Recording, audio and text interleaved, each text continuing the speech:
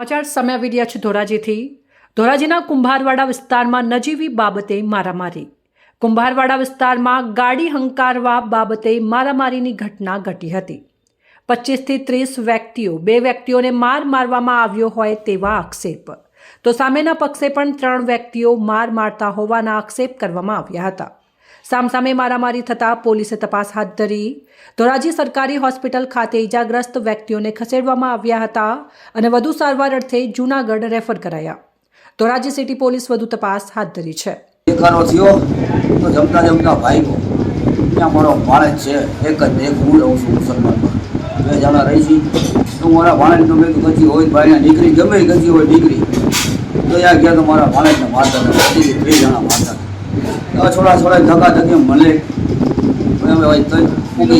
કઈ જગ્યાએ થયું હતું? કુંભારવાડા બધા ઘરમાંથી દીકરી જે આવે મારા લાકડી મને મારી। શું કારણ શું મારવાનું?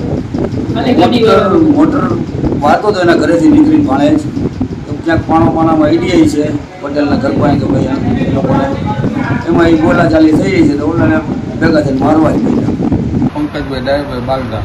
આજે જ્યાં બનાવ બન્યો એ બાબત કેવી રીતે બની? ગાડી અડાડી મકાનને, એટલે બાપા બાઈને નીકળ્યા હતા, એને માથાકૂટ કરવા માંડ્યો બોધ્યો, એટલે ત્યાં હું બાઈને નીકળ્યો, એમાંથી માથાકૂટ થઈ ગઈ। એ કેટલા જણા એ 3 જણા હતા, હું એક જ હતો। કોઈ હથિયાર મારી રહ્યા છે કે હોકી હતી કે એની પાસે, હોકી હતી અને પૂછતા મારતો હતો। તમને કઈ કઈ જગ્યાએ લાગે? કમરમાં માર્યું, હાથમાં ખંભિયા માર્યું, વાહામાં ટૂંબા માર્યા છે।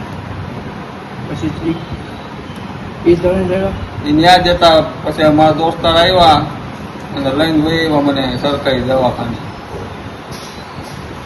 એ બાયું છોડાવતી હતું, બાયું નહીં મારતો હતો જેમ આવે એમ। ક્યાંના છે 3 જણા?